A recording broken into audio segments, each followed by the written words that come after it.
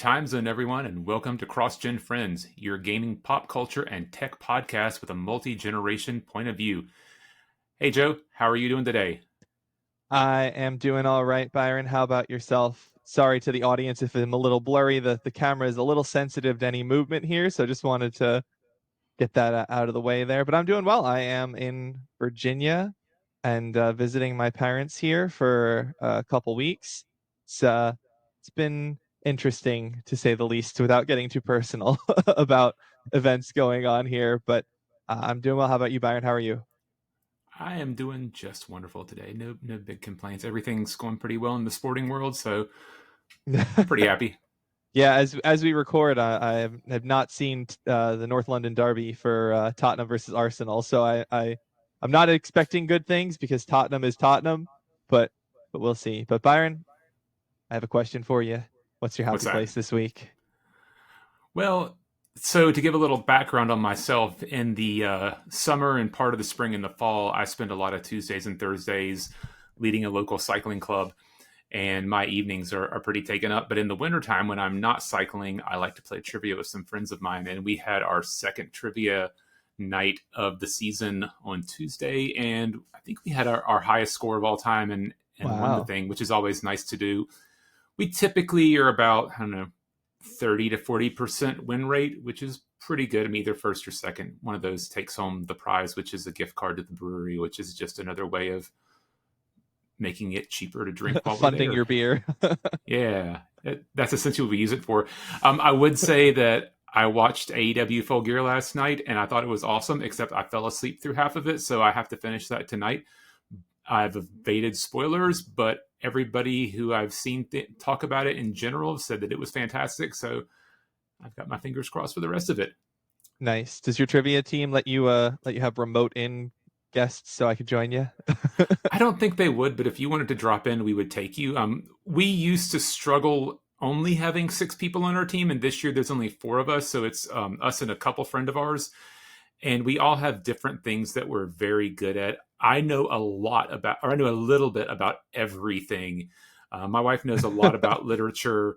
One of my friends is British, but she's lived in America most of her life, so she sounds like she's an American, but she knows a lot about the monarchy because that's a lot of trivia questions. And Mm. she knows more than I do about Broadway, so that's always helpful.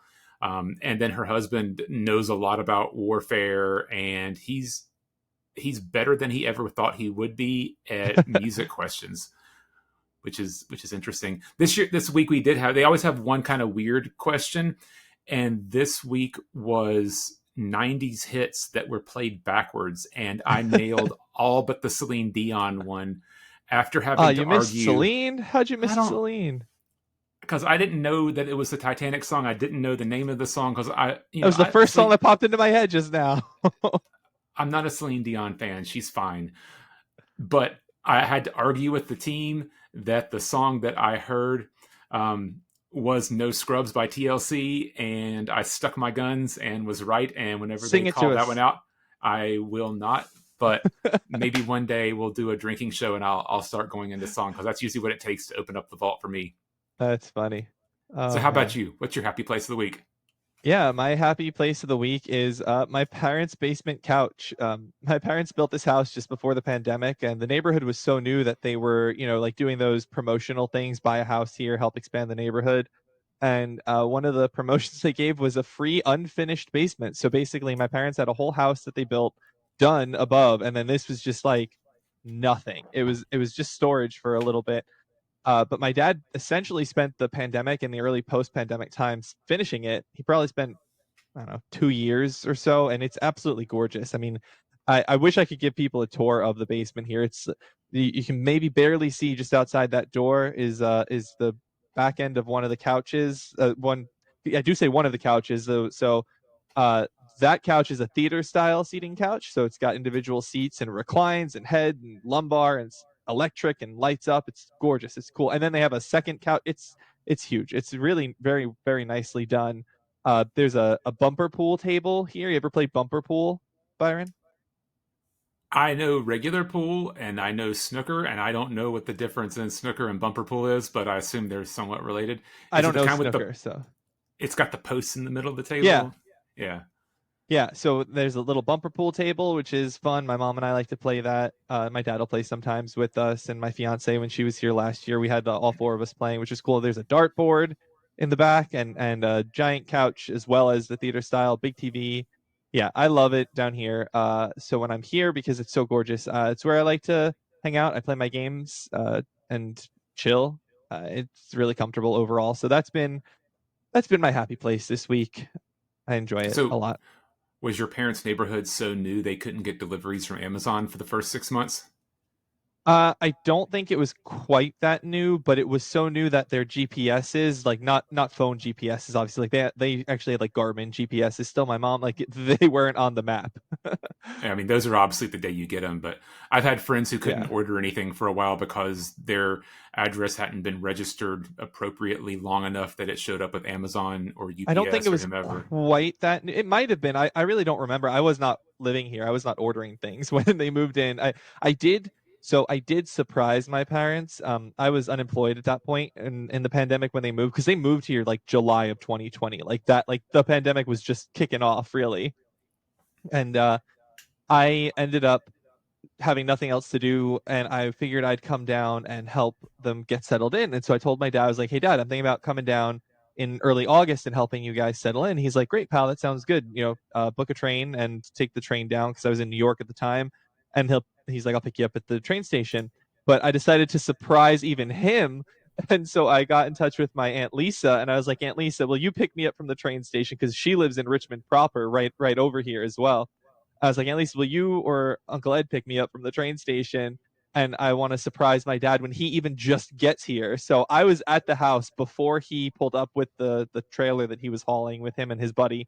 And my mom came a few days later with the dog and the moving truck and everything. So yeah, that was an adventurous time to be in a house with no furniture. We were like sleeping. I was sleeping on the floor, like an air mattress or whatever, and had no furniture around to even sit on. It was like one chair. So it was exciting times. Good memories. A lot of good family time there because it was pandemic times. You really weren't going anywhere. It was very lonely in my apartment. There's nothing there. Well, speaking of sons and parents, my kid is home for Thanksgiving this week. He's getting his wisdom teeth taken out because he was slow getting that done. But he has promised that he is going to work on our intro and outro music. So keep your fingers crossed. And Nice. yeah, I do like the intro music that we've been using that was free that we get to use as a part of yeah. the program for the podcast. But one day when we have millions of viewers and listeners Yeah, and we graduate off of our platform, we may want something of our own. So I'm just going that's to go true. ahead and work towards the future. Yeah, when we've quit our jobs because Spotify is giving us $500 million, I just want to be prepared. Yeah, I It won't change me, but there will be signs. we should look into hiring an artist to give us weekly thumbnails and whatnot instead of our regular image. A proper editor of some kind. Yeah, whenever this makes money, we can afford to pay people to do Someday, things for us. someday. I I'm think not quitting my job yet. yeah, we're a little in the red right now with the investment in getting this going, Yep. but that's okay. All right. Were you ready to go to the news? Yeah, let's do the news. Well, to open this week, Xbox had a partner preview. As with all noteworthy shows, I will read down the list of games shown during it, at least so that we get them on the record and everyone can be aware of them. And we have proof that if we say, I don't know that game, we can be like, haha, you guys can come at us in the comments and say, yes, you do. So here's the list of the games shown during the roughly 30-minute showcase: Armistice, The Mound, Omen of Cthulhu, Dave the Diver plus In the Jungle DLC, Crowsworn, Echo Generation 2, Vampire Crawlers, 007 First Light, barely, Roadside Research, Total Chaos, Reanimal, Erosion, Zoopunk. I want to talk about Zoopunk a little bit. What did you think of Zoopunk? Did you see that trailer? Did you see it? What it is? Are you familiar with it? I have never heard of Zoopunk. I mean, it's going to come at a But close you time, I saw the guess, for trailer. Zootopia. You saw the Was it trailer from the showcase? from the Xbox one, or Yeah. Yeah. I haven't watched the Xbox one yet? No, Oh, okay. So, are you familiar with a game called Fist, Forged in Shadow Torch? There was an old PlayStation game that sounded Nope. similar to that, but I'm betting that's not it. Yeah. No, it's not. Okay. So Fist is the same studio that's behind the Zoopunk, and apparently Zoopunk is a prequel to Fist. Fist is, I think it's like an isometric action RPG kind of thing. I think that's what it is exactly. I'm trying to remember, but this is totally different from what I gather, but it is set in the same universe, which is interesting.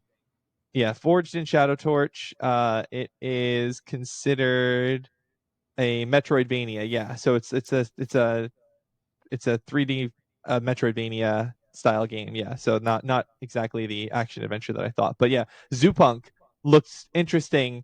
I don't like Metroidvanias that much, really. We'll talk about that near the end of the show. But I thought this was a cool one because I like the animals. I thought the designs are really cool for them. And you're right, Zootopia 2 is coming out soon. Coming out very shortly. Yeah. I liked Zootopia 1. That was a good movie. I enjoyed it. I have not seen it, even though it's a Disney movie. Oh, okay. Next up, Clover Pit Hitman World of Assassination M&M DLC. So essentially, this is so if you don't know, Byron, the World of Assassination is what they renamed the complete trilogy of Hitman games. From one, two, and three, they put it all in one package, and now they sell it as one thing. And they just continually do elusive targets, where it's limited time events, where celebrities get scanned into the game and you get to kill them. And this one has Eminem, but also two versions of Eminem because it has his Slim Shady alter ego in there or something. And they charge for this, right? No, it's all free. Oh, that's not bad. It can't be Yeah, that hard to kill Eminem, though. He's not exactly an assassin grade musician, right? I don't know, but so that's coming up. Tides of Annihilation. This one looks awesome. It gives me strong Lost Soul Aside vibes, which was a game that came out earlier this year that wasn't super hot that I played and reviewed for Season Gaming. It's Arthurian action adventure or character action game. It looks really cool. I think it's got Jennifer English, Shadowheart's voice actress, in it as one of the main characters, and it's got some other famous person that I can't recall also in it, but it looks really fun. I don't. Tides of Annihilation. Yeah, yeah, that's Okay. right. Oh, I'm getting it mixed up with the World of Assassination. Okay, we're good. Yeah, that looks kind of like almost like a Dark Soulsy type over the shoulder perspective, but maybe I'm reading that wrong. Yeah. Okay. So Aliona Baranova is the adversary. I believe that Aliona Baranova is actually her girlfriend. I think that they're a couple. So it's the protagonist is Jennifer English and the antagonist is her significant other, which is Huh. amusing. I think that's funny, but it looks really fun. And it's Arthurian, which I don't know about you, but I find Arthurian legend fascinating, and I wish there was an easier or a more easily accessible collection of Arthurian legend. Uh, I don't know if you have a similar affinity for King Arthur as I do, but Oh, I think it's cool. I mean, if you want accessible, Monty Python: The Holy Grail still exists. also I want to say that I don't know if you've heard of um, whole Tainted Grail. Have you heard of Tainted Grail? I have not. Tainted Grail is a Bethesda-like game that is an Arthurian, like a dark Arthurian style, I guess, like super dark Arthurian. It's called Tainted Grail: The Fall of Avalon. I played the demo for it earlier this year. The full version came out. It's definitely something I'd be interested in checking out, but it's very feels a lot like an Oblivion. Very similar to that level. Not quite like what Skyrim is, but not quite Morrowind either. It really hits that Oblivion sweet spot from what I've read and from the bit that I played of it. It's on my list of things to check out, but so many things to play this year. Yeah, Tides of Annihilation looks awesome. And then finally, the last game was Raji Kali Yuga. I don't know anything about this. It's apparently a sequel to something, but I don't know the first game that it is a sequel to. Are you familiar with it at all? No, not that one or its initial one, which I mean, I would assume is this Raji one, but maybe I don't know. Yeah, I'm not sure. But that's it for the Xbox partner preview. I thought that it was okay. It was an okay show. Not a ton worth talking about there. I don't have any care or interest in Vampire Survivors, so a sequel style Vampire Crawlers game doesn't mean anything at all to me. So that's what Vampire Crawlers is. I suddenly am excited about that one because I love Vampire Survivors. It's just pure dopamine. Run around and things happen. I love it. It looks so boring. It doesn't Oh, interest me it's in the not. slightest. It's But not. yes, this is now, and they instead of being the top-down thing for Vampire Survivors, now it's like a card-based RPG or something. It's a totally different game. Well, okay. Vampires in cars. Not cars, card. Cards. Oh, like a okay. Yeah, if I remember I correctly, got it you. was it was a card game. Like Baltro type thing. Okay. Not Not Baltro. Not Baltro. What's the one that I loved where you it's were a deck in the builder. cabin? Yeah, the deck builder where you were trapped in the cabin and you had to play the cards to get out of the cabin. It was crappy graphics and it was so much fun. It'll come to me eventually. Inscription. Inscription, that is the one. I loved Inscription. So anything like that, It's the only um, it's the only I'll deck love. builder that people think about and can never remember, and I don't know anything about it. I just know that But people there's think about it and forget it all the time. there's Slay the Spire. That one's pretty good too, and Never easy played to it. remember the name. Oh, Slay the Spire is great. Highly Yeah. recommend. But that's it for the showcase. It was fine. It was okay. I look forward to I enjoy showcases. I always like watching. I am almost in a perpetually disappointed state at this point with showcases of all sorts, except for Game Awards last year, which was off the charts with The Witcher. That was really exciting. I I want to put money. I would put money on seeing The Witcher 1 remake this year. I think we're going to see that at the Game Awards this year. I have a feeling. I have a gut feeling that we're going to see the remake of The Witcher 1 at TGA's. That'll be exciting if we do. I'm kind of okay on the large scale previews. I like more focused thing, which I guess will get us into our next news story. Yeah, next news story. Byron, over to you. Guild Wars is back. ArenaNet has announced the release of Guild Wars Reforge, a series of updates to Guild Wars with enhanced hardware compatibility, UI enhancements, and updates to the audio visuals. The update is free to anyone who has purchased any Guild Wars campaigns, and ArenaNet has committed to additional updates. For those who are not Guild Wars owner, the price will be reduced to about £18, or I'm guessing $20. I never played Guild Wars number one. I know a lot of people love Guild Wars number one. I started with Guild Wars number two, and I played it for a while, and I had a lot of fun with that. And honestly, I was surprised to see Guild Wars number two is still going on, but people love what they love, and I will likely try for $20 the re-release of Guild War One and Guild Wars One and see what it's about. Nice. I have And that never comes December 2nd, I remember. I didn't put it down in the notes. Go ahead. I was just gonna say I've never played Guild Wars at all. I own Guild Wars 2. I bought a physical disc of Guild Wars 2 when it came out, and I never even opened it because I didn't know that it needed a subscription at the time as an MMO, and I was already a World of Warcraft player, and I did not have the money as a college student to play and try another MMO. So I have somewhere around here, most likely, a sealed copy of Guild Wars 2 on disc, and I have zero exposure to Guild Wars otherwise. I don't remember it needing a subscription. I'm I almost thought certain it did. there were DLCs for it that you had to pay for, but I don't remember ever having to pay a subscription for it.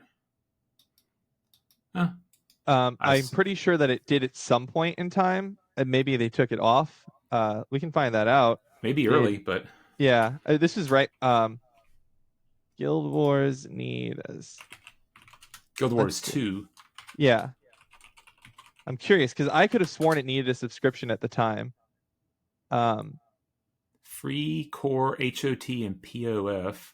So they have yeah, different versions of it. yeah. It might have. I don't know. I don't want to spend too much time looking it up right now while we're Yeah. on the show. But I just I remember there was no. I was unable to find the resources to play it, whether that was time or money. I could have sworn it was money, but I could be misremembering. It was a long time ago. Guild Wars 2's been out for a 14 long years, I time. think, right? I don't remember how long, but it's been a while.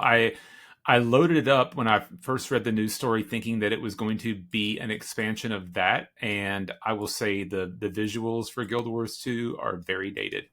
I'm sure they looked really good in 2010, but not so much now.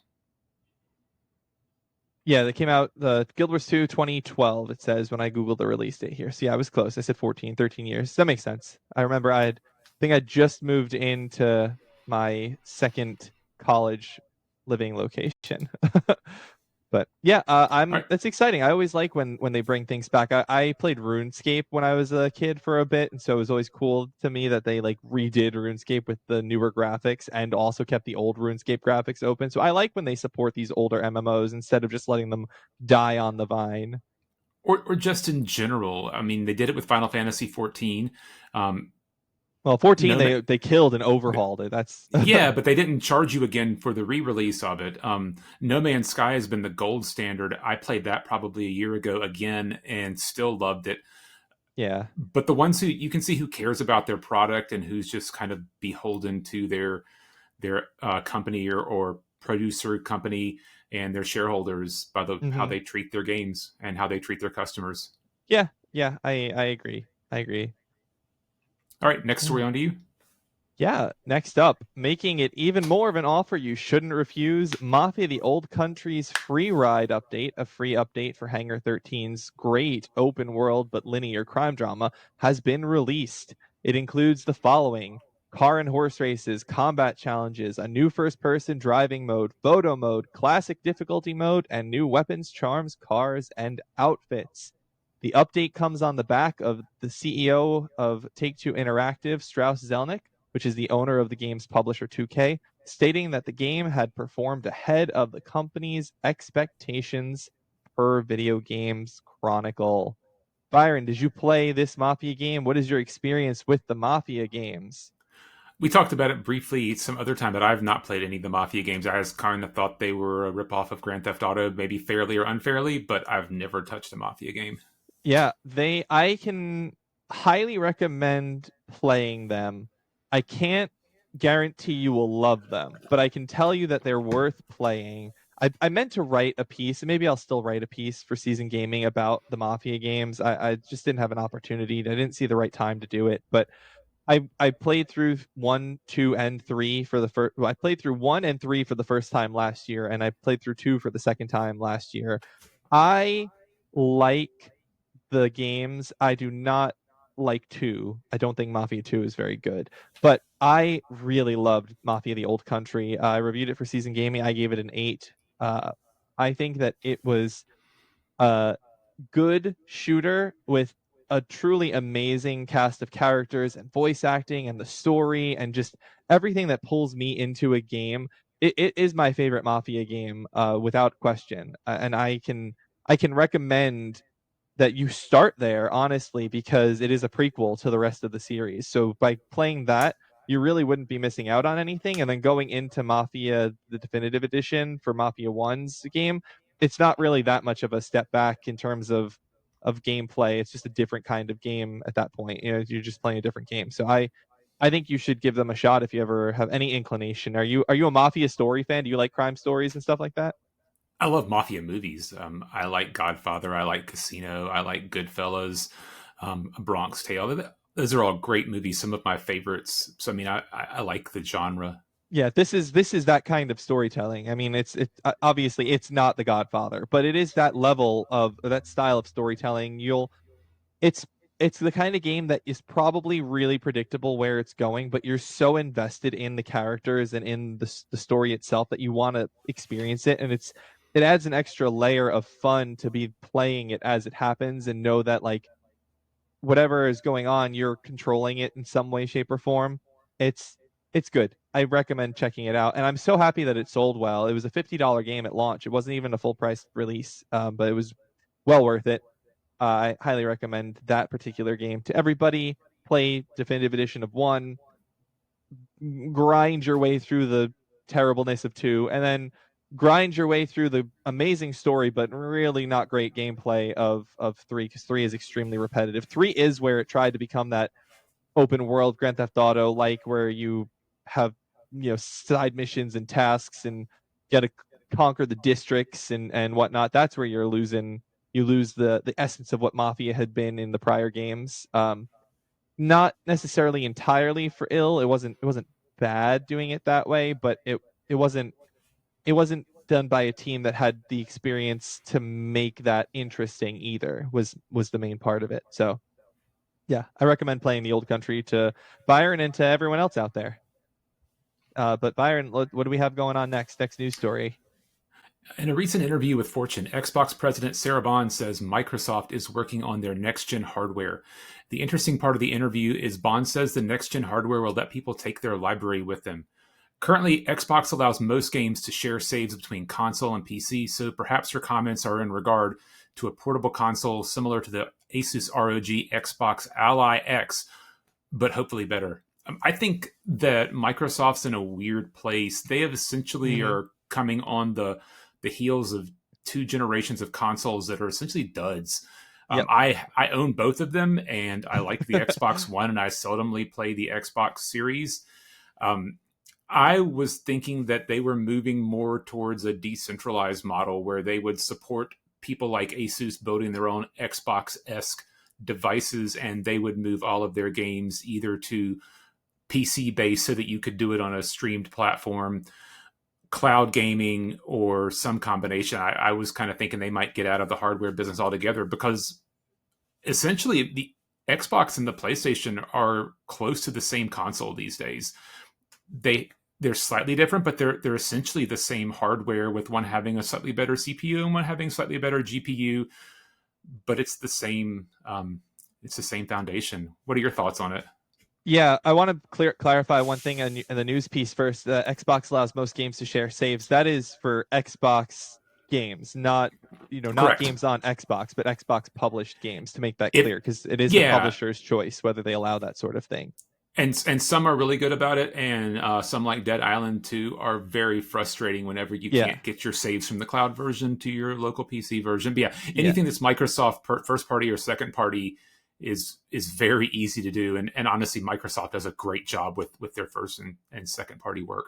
Yeah, I think that I don't think that it's impossible for what you're saying to still be true and for Xbox to be making its own hardware. Nothing says that they are not going to allow Asus or any of the other hardware manufacturers to continue to make their own bespoke, pieces of hardware with the Xbox firmware and operating system and everything in it. But I mean, we've known for a while that they were building something and working on something. And Sarah Bond had said before this interview that they're working on building I believe she called it a premium experience. I mean, the talking heads that I've listened to have said that they wouldn't be surprised if the next Xbox is like $1,500. Like that's the kind of thing that they're talking about here.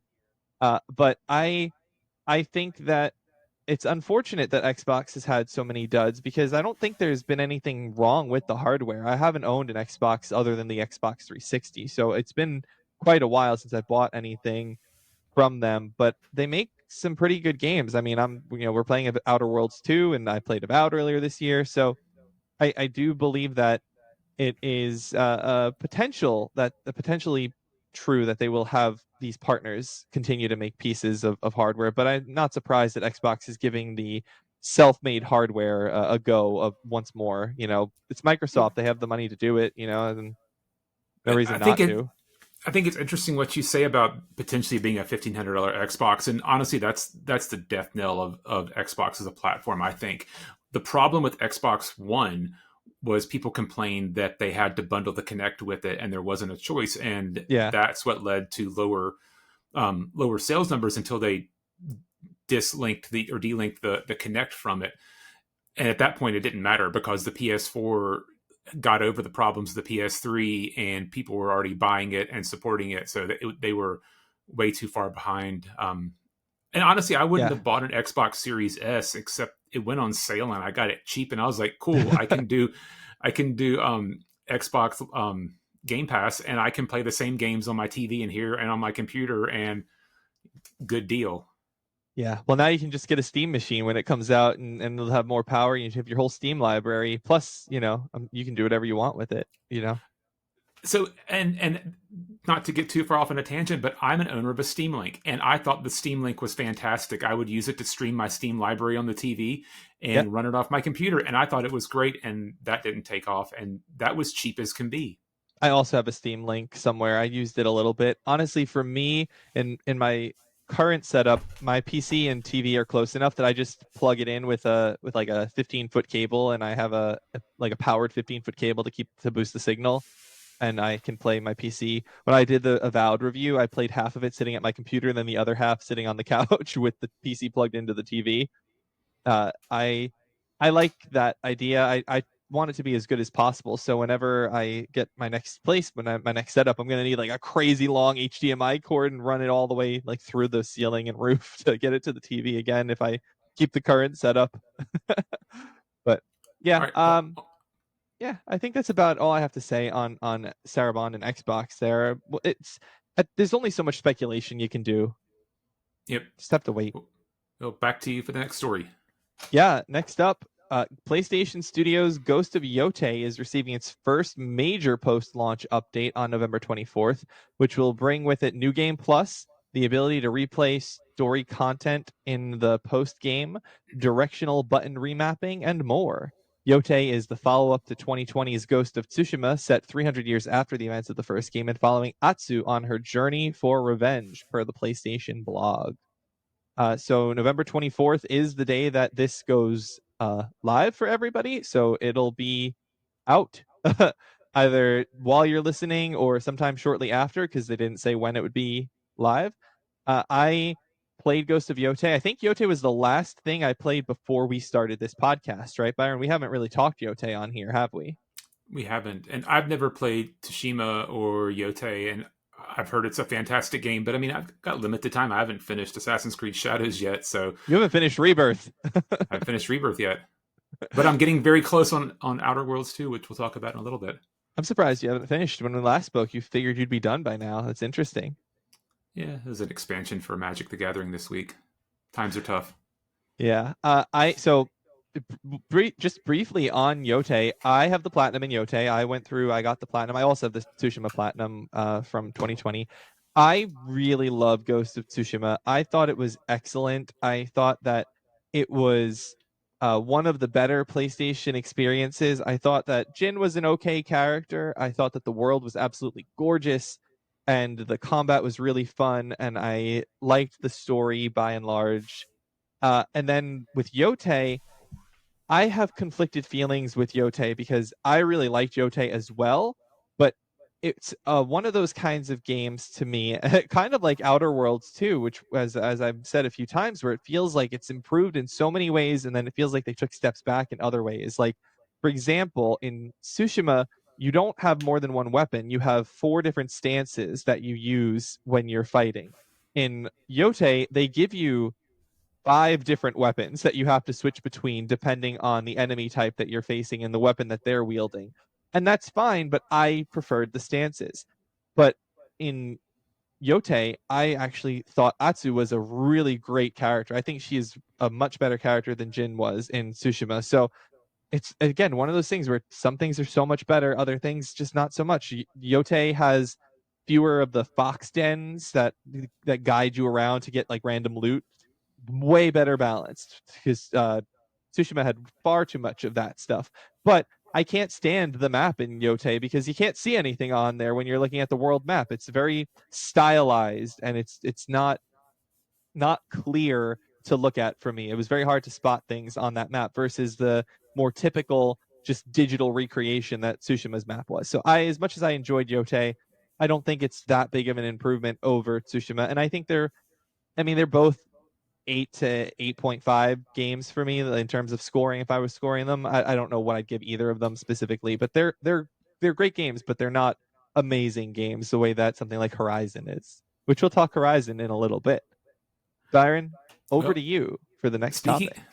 speaking of amazing games, finalists for the Video Game Awards for 2025 have been announced. There's no real surprises on the list, which contain Claire Obscure Expedition 33, Death Stranding 2 on the Beach, Kingdom Come Deliverance 2, Donkey Kong Bonanza, and Silk Song.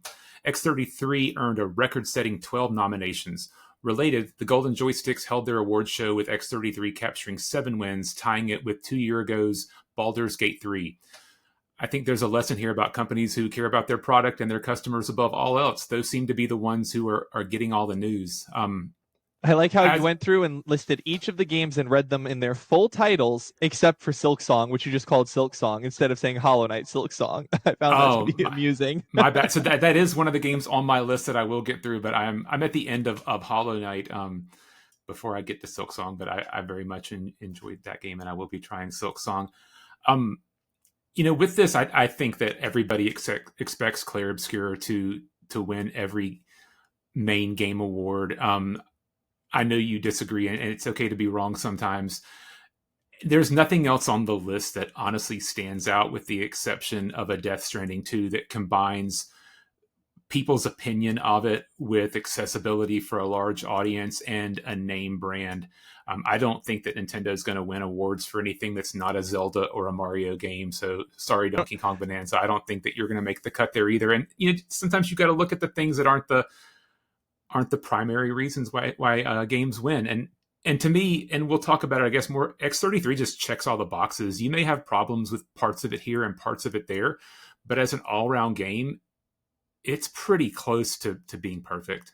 The problem for me is there's nothing special about Expedition 33. It does everything adequately, and it does a lot of things very well, but there's nothing that makes it special. Whereas Kingdom Come Deliverance 2 is extremely special because it takes these things that most game developers wouldn't even think to do. It takes these little nuances, these little recognitions of things that you've done in the past, or these little threads of story, and connect it and weave it so that your choices and your history is recognized all throughout the game in a way that is really, really remarkable. And Expedition 33 is a great game. I really liked playing it, but there's nothing special about it other than the fact that it does so many things to a really high standard.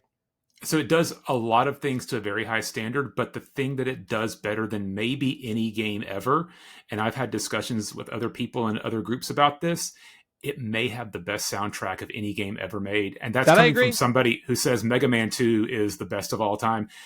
X33 is right up there. And I, on top of that, you can tell the game that the people who did it, they put their souls into this game, and that matters. I I completely agree. I think the best thing about Expedition 33 is its soundtrack. I don't. I drove to get a potbelly sandwich yesterday with my grandmother, and while we were riding in the car, it's like a 35-minute drive to get a sandwich. I know it's crazy, but it's my favorite sandwich. And while we were in the car, what we were doing, other than chit chatting and her complaining about things because she's a 90-year-old woman, was listening to Yakuza karaoke songs, which is pretty much my primary car jam because the karaoke songs in Yakuza are so fire. They're so good. English is okay sometimes for them, but the Japanese versions are awesome. So I was playing them for my grandmother, and that's the only other like game series that I listen to the music from with any sort of regularity other than Expedition 33, which the songs for that are still stuck in my head to this day. I agree that that soundtrack is absolutely phenomenal, but I don't I don't think that anything else about that game truly stands out as this is why it needs to win Game of the Year. It qualifies for various individual awards. Don't get me wrong, it definitely does. I would have no problem with, Jennifer English or Ben Starr winning for performance, although I think it's a shame that Henry's voice actor was not nominated for Kingdom Come Deliverance too. He is fantastic in that game. So but I don't have a problem with them winning, but I don't think that it holds up against the pantheon of games of the year because it doesn't do anything that's particularly special to me. And I like the game a lot. I played the whole game. It's great, but it's not this world-shattering must-win game of the year. I would rather Death Stranding 2 win because I understand from what I've seen of that game that it does do things that are special, that do make it stand out above the rest of it. We'll see. We'll see what happens with it. I know we've talked about Expedition 33 a lot. I don't want to wax poetic against it all of the I mean, time. it's the like it or not, it's the biggest news story of the year, the release and Yeah, playthrough and nominations. And if absolutely nothing else, it says that you don't need to have a big game studio to make a great game. for sure. For sure. Absolutely. All right, I agree. let's keep moving on to you with the next and last topic. Yes. Serving as additional proof that the youth don't know anything, Ampere Analytics released a survey conducted across 22 markets with 34,428 players that found that most people still prefer single player games to multiplayer games, but that ratio skews the other way when you get into the younger demographic. So I want to I want to actually read this article here because there was a lot in there, and it was more than I thought was worth putting into just a news summary here. This comes from Video Games Chronicle. Video Games Chronicle writes, and this is posted by Chris Scullion of the website. Uh, they say that the figure went higher in Japan, where it said that 58% of players in the UK said they preferred playing single player games to multiplayer ones. This figure went higher in Japan, where 63% of players said they prefer single player games, and higher still in the US, where the figure was 65%. Other countries in the survey who said they preferred solo play include Thailand at 62%, Germany at 60%. We already said the UK at 58%. I don't know why they put that in there twice. However, more players surveyed in China and Sweden said they preferred multiplayer games, with only 47% and 49% respectively choosing single player, while the Netherlands was right down the middle, sat on the fence at 50%. The survey's findings also suggested that preference of single player over multiplayer may also come down to age, which is perhaps unsurprising given the popularity of games like Roblox and Minecraft among younger players. According to Ampere's results, only 49% of players 16 through 24 said that they prefer single player games, but this surges to 56% for players aged 25 to 34 and grows even higher to 64% for players aged 55 to 64. So they just ignored you, Byron. Oh well, we're just Ampere the initial video game generation. It's okay. Ampere suggests that the difference in response between players aged 16 to 24 and those 25 to 34 highlights a clear divide between Gen Z and millennials in terms of gaming tastes and perspectives. The results also suggest that social circles still have an influence on game choice, with 24% of respondents saying they would buy or download a game if their friends were playing it too. Quote, this data reaffirms that single player games are absolutely still viable and sought after in the live service dominated landscape, Ampere senior research manager Luis Woolridge said. The market, quote, continues, the market favors multiplayer games for their ongoing engagement and monetization, but cracking a finely balanced formula for single player games can leverage this broad audience appeal. Although most gamers prefer this content to multiplayer experiences, the friendship circle still plays a significant role in the game discovery and uptake, she said. The concern that publishers, especially those found on AAA games, favor online multiplayer games over single player experiences because they can be monetized is one that has lasted for many years. And then the article goes on to just talk about previous examples of stupid AAA executives saying stupid AAA executive things. So we don't need to cover that part. Yeah, so I think the key thing in there that you mentioned a couple times is I think what drives multiplayer games is, well, so I guess three things, and the least maybe is people in my kid's generation. He's 20 years old. They went through high school and middle school during the COVID years when they were isolated. Mm-hmm.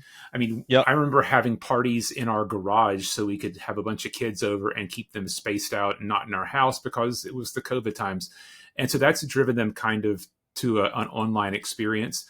There are also fewer examples of multiplayer or of single player games or co-op, I guess not co-op, but in-person multiplayer games out there. Couch co-op. Um, yeah, couch co-op, which I'll talk about in a second. Um, Playing what your friends playing is definitely a big part of it, but I think the biggest reason of all this is these multiplayer games. It's easier to monetize additions to it. When you're playing a single player game, is it pretty cool that your party gets to wear a French mime outfit and strap a baguette to their back? Yeah, it's pretty cool. Does Joe care that I did it in my game? Probably not, because he's never going to see it. But if I'm playing with you online and you're like, oh, you don't have the baguette, it must suck to play the regular skins. That matters whenever you're a 15 to 22-year-old person. And if I can charge $1.99 or $4.99 for horse armor, I guess, and sell Yeah, I it, mean that's that great.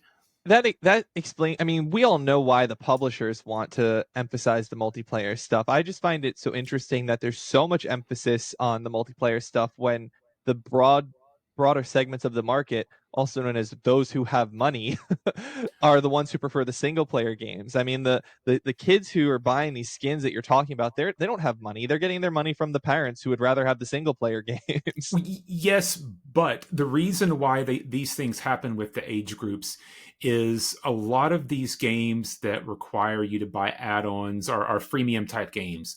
The game itself is free. You can play it as much as you want to. You've got to Yeah. pay in for the loot boxes or the skins or whatever else. Hmm.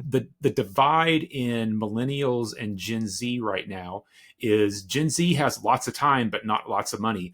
Millennials, comparatively, like I know there's a whole argument about who has more of Yeah, we the don't have pie money. right What are you now. talking about? Uh, Comparatively, you have a ton of money compared to like college and high school kids. But what you don't have is Barely. time. So you've got to schedule your time not only when you have time, but when your friends have time. And when your friends have a kid who they've got to put to bed and got to get ready for school and all that, it makes it a lot harder to invest in a multiplayer game when a single Definitely. player game is right there and you can pick it up, play it whenever you feel like it, and you don't have to coordinate with anybody. Except for Dark Souls games when you can't pause. I mean, you can drop out of the game whenever you want to. That's true. That's You don't true. have to schedule it. Yeah, you're right. I agree with you on all of that. I am personally a single player fan, so I definitely fall into that millennial group of preferences there. I don't really care about multiplayer games at all, despite what we're going to talk about later. I have been playing it mostly single player. Um, I don't want to play multiplayer games because I want to play stories. I don't really care about hanging out with people. I like hanging out with Byron here and chatting with him and talking games. And I like hanging out with my friends who stream games or just talking in Discord with text chat. But I don't get the appeal personally of sitting in a Discord call or sitting in a Call of Duty lobby or anything and just, shooting the breeze with my co colleagues, not coworkers, my compatriots, that's the word I want to use, with my compatriots in gaming. And I did at one point in time when I was younger, because I'm a retired World of Warcraft raider. I used to sit in Ventrilo or TeamSpeak or any of those things before Discord was a thing, and chat with them for hours while we were raiding, or just after the fact hanging out and talking to people when it was all new. But I think, as with all things, the more used to it you get, you kind of just revert back to the norm. So it was a novel experience for me for a long time, and I'd rather just sit on the couch and play Outer Worlds too. Like that's for me. And I mentioned it, but couch co-op isn't a thing anymore. Back when I was younger in college and even high school, you had so much fun getting your friends together and sitting in front of the TV and playing four-way GoldenEye. And that's not just sitting around playing games with people online. That's sitting around playing games with people who are there. And you Yeah, guys can stop and go get a pizza and then come back and play and then, whatever, get in your sleeping bags and have a sleepover and wake up at 2 in the morning and play it again. yeah. And we've lost that community sense of gameplay in my mind. Uh, Honestly, I I know it's gonna sound sad. I never had friends to do that with. I don't have friends who are interested in video games in real life. That's never been a thing in my world, ever, ever, Even in ever. college, Even in college, I really didn't have friends who were I had a couple of people who were tangentially interested in them, but the groups that I hung around in just weren't game playing people, I guess. I mean, I was dancing or playing Dungeons and Dragons a little bit, but even that, like, I had World of Warcraft and I had commitments to online play. So like as a kid, I would love to have had. I don't have any affinity for Mario Kart or Mario Party or any of those things because I never had people to play them with. My best friends as a kid, I had two girls who were my best friends, who were my neighbors to the left of the house and my neighbor catty corner backwards to the right. They were my best friends. They didn't play games. I was stuck outside playing house with them, like see, that sort of thing. I grew up everybody in the neighborhood of the same age, and we had two large neighborhoods would get together to play Mario. And in college, Nah, we would have fraternity parties where I wasn't in a con- fraternity. we consumed various kinds of beverages, and we would play cards, we would listen to music, and we would play Mortal Kombat tournaments because that was the thing that you could do.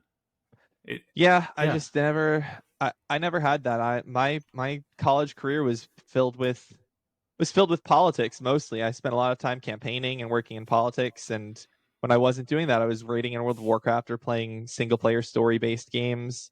I just never had that community. And the closest I ever get is these online communities. You you live far away from me and we're doing this. My all of the people who are going to be groomsmen in my wedding are from people who are far apart. Like they don't live near me at all, and they haven't lived near me in a really long time, if ever. So like my friends and having that couch co-op setting just never meant anything. I just like to chat. I just have text chats with people, and then that's how I make friends. And that's me personally. And I know a lot of people had that group that you're talking about. I've always wanted that. I would have loved to have had that group of friends that just came over and like played games with me, but that wasn't a thing. That was not a thing in my world really ever. And I know that's sad and it makes me feel sad sometimes to think about it, but it also just it is what it is. And so for me, I am now the kind of person who just sits on the couch. I play my single player games. My fiance will sit on the couch next to me and play her Stardew or work on studying her patience or whatever she needs to do. And we're just chilling.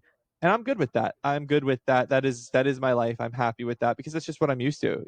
But I do agree. It would have been fun to have that experience that you're talking about and have that couch co-op group of people playing Mario Kart with you or playing any of those other Nintendo things. It wasn't my life, sadly. I'll play Guild Wars with you, Joe. Oh, I appreciate it, Byron. Actually, I want us to play the Horizon Steel Frontiers game, which I thought we were going to talk about later, but I think that was last week. So, um, I you know why it was on my mind is because I watched the 10-minute trailer this week for it. I watched the 10-minute thing we talked about, that whole thing. We should play that. That's what we'll play together, actually. Okay. Right? Yeah, that'll be All right. fun. But let's Well, move on to what we're playing. let's yeah. So this week, Byron, I should finish Outer Worlds 2 this upcoming week. I didn't we'll finish it see. last week because there was an expansion set released into Magic the Gathering, the new Avatar, the last yeah. I'm not Avatar: an The Last Avatar fan. Airbender. Yeah, I'm not an Avatar fan. I've never watched it. I have nothing against it. Uh, but the set is pretty bonkers. A lot of people predicted it to be that way. The last set that was based off Spider-Man, not a great set. They're doing this Universes Beyond thing where they're bringing in outside IP, and it used to be a joke. I think there was an XKCD about you got your My Little Pony in my romper room. I'm tapping this, yeah. And it's becoming reality. But this set has been a lot of fun, and honestly, I don't care what the IP is as long as the set's fun. And this one so far is all of the bendings are represented with different colors. And I knew of, I mean, Avatar is enough around that I have an idea of what it's about.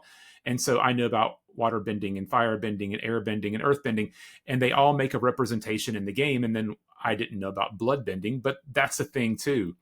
Bloodbending is water bending.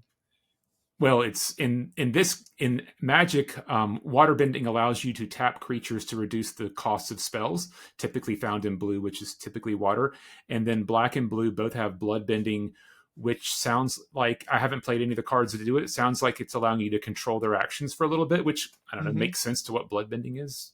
I would have Yeah, thought it would be. yeah. Um, Aang is represented in multiple cards, obviously, and he has a I powered up just have to I version. just sorry, I just have But to say your note here, you have Aang spelt with one A, and that's very funny to me because it's two A's. I haven't played the card. I haven't watched the show, I so know. It's just very funny I'm to see it as one A because it looks like Ange.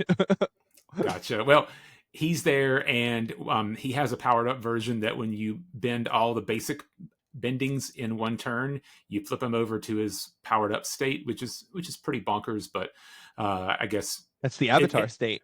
yeah, it's a high bar to cross to do all four in one turn. Um, it's really made an impact in green. Green has been underpowered for a while, and they have a card called the Badger Mole Cub, which does Badger earthbending. mole coming toward me. Is it a thing from Avatar? Badger moles, yeah. Okay, yeah, but it's a Badger moles mythic are the rare first creature. Earthbenders. Well, it is an earthbender, and in They're the Magic the first ones, yeah. Gathering, earthbending allows you to animate a land, and the Badger Mole Cub makes it so any creature you tap for mana does an additional green mana, which is pretty cool whenever you just animated your land that's now a creature instead of making one mana to use when you tap it, it's now making two. And it's getting a lot of representation, and people are doing some really stupid things that are allowing turn three wins, which is a whole nother story about how powerful standard has become. Standard used to be the last 2 years of cards of main cards are included in standard. Anything more than that is modern or historic. And they've expanded standard into 3 years now. And it used to be, I think, 4 sets a year. And this upcoming year, I think we're going to have 7 sets. So we've gone from 8 sets in 2 years to up to 21 sets in 3 years, which has really driven the power requirement or power of the cards up a lot. Other highlights, there's a you can laugh at my pronunciation. I'll get it as good as I can. Washitong Librarian, which is an owl who has Wang flash. Shi Tong, he who knows 10,000 things. I got it pretty close. You did one. Yeah, And Wan Shi Tong. Wan Shi Tong, yeah. and I mean, that's like I said, I use the word bonkers, and this one's bonkers too because it has flash. You can drop it at any time.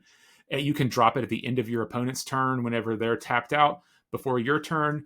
And for every mana you spend on the creature beyond its original 2, you draw a card and put a +1 counter on it, which makes it stronger and gives you more things to do. Um, Fun yeah, fact. it's been pretty fun so far. I've enjoyed my time, and I'm eager. There's a heavy allies presence in it, and I'm looking forward to playing an allies deck when I get a time. But I've been doing a lot of green and black. Fun fact: the owl Wan Shi Tong, the voice actor for Wan Shi Tong in Avatar, is Hector Elizondo. From what other works? Well, you most likely would know him as Joseph from The Princess Diaries, the associate to Julie Andrews' character in The Princess Diaries. And he is a very famous character actor in a whole bunch of things. You would recognize his face instantly if you looked him up. He's Gotcha. he's always has got the bald head with usually a mustache on his face, and he just looks like an older gentleman. um, but yeah, he has a very distinctive voice. You would recognize the voice for sure if you heard it. Oh yeah, I know him. Yeah, yeah, Yeah, yeah, yeah, yeah. he's Yeah, he's the voice actor for Wan Shi Tong. yeah. Beverly Hills Cop 3. He was. I think he. I'm forgetting which character, but yeah, I recognize him. I guess one more game and then I'll let you go on. But I played more Yeah, Void Train. It's gotten more interesting. I've probably got about 2 hours in it now, and I've actually gotten weapons and killed people, and I've expanded my train, and I found other parts of land where I've docked and explored and gotten shot at and had to murder people, which nice. I guess isn't murder if it's self defense, right? So it's gotten more interesting. And there's like a cosmic shark who keeps trying to eat my train, and I keep having to repair after him and shoot him with my revolver, and he has yet to die. So I will. Void Train is starting to get my attention, where it's not just that I feel like I have to play it, so I've tried it. I wanted to play it, but yeah, I got to get Outer Worlds 2 done as well. Hmm. Yeah, I All right, so understand. over to you. Tell me about, I guess, Where Winds Meet more. Yeah, so where winds meet. Byron, this game is so addicting, and I have no idea what's going on most of the time I'm in here. I've played like 20 hours, give or take. I'm level 54, whatever that means. I'm just having a blast. It's honestly stopping me from playing Outer Worlds 2 a lot of the time because it's so straightforward. The only thing that stops me from doing things is that I need to play more. I need to, level up this or reach this, martial arts mastery skill set, like level set or whatever. It's just playing more will unlock more things. It's not arbitrary skill checks that are preventing me from doing things that I want to do in the game. I I really like this game. It I need to be clear, audience. It's a buggy and broken mess. It is broken and buggy beyond all recognition sometimes. But it's still really fun to play. Like there's visual glitches everywhere. Like you'll enter a building and then like the building will appear around you because there was no image of the building when you got in there, or like a wall will just pop up as you entered. But the characters in the building are there, so you can see the characters, and then they just disappear because now there's a wall in front of you. Like it is so janky. It is almost it's like Eurojank, but in China. It's China jank, I guess, or Asia jank. I don't. What's fun about it is the combat is pretty straightforward. It's you have, your heavy attack, your light attack. You can charge your heavy attack up. Sometimes you can charge your light attack up. You have the ability to use particular mystic arts. Like you can use Tai Chi to throw people across really long distances or chuck them in water, which kills them instantly. Or you can use something called Meridian's Touch, which is like chi blocking for the Avatar people who know what chi blocking is. You like block their chi and they like freeze for a moment. And it deals damage as well. But you also have your martial arts abilities that let you use like powerful spear stabs or spear swings, or heal you if you're using a healing martial arts style.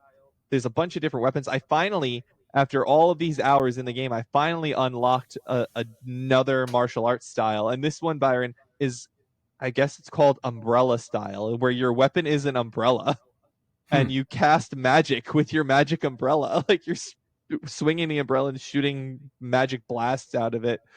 Um, Do you live on Cherry Tree Lane? you don't live on Cherry Tree Lane, but it is fun to play. Like it's the we were talking pre-show about, or no, not pre-show, when you were talking about Vampire Survivors, you said dopamine. Um, it is a dopamine hit because there's so many bars going up and so many dings and so many things popping up, and I'm always progressing something. I never feel like I'm not getting anything accomplished. The story is there. That's about all I can say for it. It's Well, so I don't know. Go ahead. there's something to be said for fast, dumb, and fun. Vampire Survivor is not a narrative masterpiece. It's fast, dumb, and fun, and that sounds like what Where Winds Meet is as well. It is fast and fun. It's not dumb though, because the reason I won't call it dumb is because there's so much story in the game. It's just so hard to track all of the things that are happening. Like, I have the basics of what happened down. You're this character and you have this uncle who went missing, and your hometown gets attacked at the end of the first act, and you have to go off into the world because everyone thinks you're dead. Like, that's basically what's happening. But I don't really know like why I'm doing this. Like, her whole motivation is, I want to go into the Junghe. I just want to go into the Junghe and learn martial arts. Like, that's her entire motivation so far. And after the world, after her town got attacked, she's free to go and do that. But I don't really know why I'm doing it or where I'm going just yet. And I'm gonna keep playing it, but I've been slow to progress the main story because just running around the world is fun. And what's also fun is it's very easily solo, but also very simply integrated with multiplayer. For example, I was doing something and somebody falsely accused me of a crime. And so I had to put a bounty out for a real life person to come and defend me against the crime so that I wouldn't go to jail in the game. And I did. And someone did it and defended me, and I didn't go to jail. I don't know why that happened. I don't know how that happened. It literally says false accusation, meaning I didn't do it. It Hmm. told me I didn't do it, but I had to hire a fake lawyer in the game to get me out of it. It's this so I kind of want you to play. I kind of want you to just download it and check it out, just to see the nonsense. Just give I it like will an hour. not. No, I have too much going on that I will not play that game. Yeah, I understand. I do understand. But I am having a blast playing it. I go in saying, "Oh, I'm just gonna log in," because you get like a bonus for logging in every day for a couple minutes. Not even like, you just have to log in, then you can like do whatever you want. But you get a bonus for logging in. I'm like, I'm just gonna log in and play around for a couple minutes, see what I can do. Today is the first like full weekly reset, and I'm hit like I played so much that I hit the cap of like things that I can do for the week in certain ways. It's like you can't earn any more jade fish. What does a jade fish do? It's one of the like 15 currencies in the game that I can buy stuff with, but I can't earn any more. So I was like, I guess if I can't earn any more jade fish, I'll stop playing for the day. And that was the point that I hit yesterday in the game. Oh my Crazy. goodness. It's ridiculous, man. Um, I like it way more than I thought I would. I don't want to get hooked on it too much. I have other things to play, but I'm having a good time with it. Yeah, I Cool. don't want to talk too much on it. Oh goodness. Ugh. Do you have any questions on Where Winds Meet for me? No, I have absolutely none, but I do want to talk more about Outer Worlds too. Yeah. Do you want to start on it, or do you want me to start on it? Um, I'll start by saying that I am almost at the end. I hit level 30 today, Oh, and nice. it was I'm level disappointing. 22, 23. Well, I hit 30, and I reluctantly started going into speech as my only thing, so I could hit level 20 in speech before when I hit level 30. And honestly, Hmm. it's disappointing knowing that I can't level up anymore because I have side quests, and it's like, well, the rewards better be worth it because I'm not going to get any XP from this. But yeah, that's disappointing. Yeah, I've got more to talk about, but I'll let you go and then I'll fit in where I need to. Yeah. So with Outer Worlds 2, I just have to say there's so much potential in this game wasted by bad choices. I can't believe they put another level cap in this game, for example. That drives me crazy, man. I can't stand, and it's so low. Give me a level 50 level cap if you got so much content in the game. But I've really come to enjoy the storytelling, the main story specifically. I'm in the back half of it now, so the inciting incident that gets you going and what happens there, I've like caught up to like the next inciting incident. You know what I'm talking about, I'm sure, at Yep. that point then. And it really is very clearly divided in like two halves, like back and front half, and it's very backloaded. I think it's weird. It's very badly paced in that regard. There's so much extra stuff on the back end to do. um, I just got faction quest lines and I'm 30 hours in. Like, why? Why did that take so long to start getting faction quests? Yeah, you don't get the quests early on, but you do get the faction points here and there, but it's rarely enough Yeah, to matter.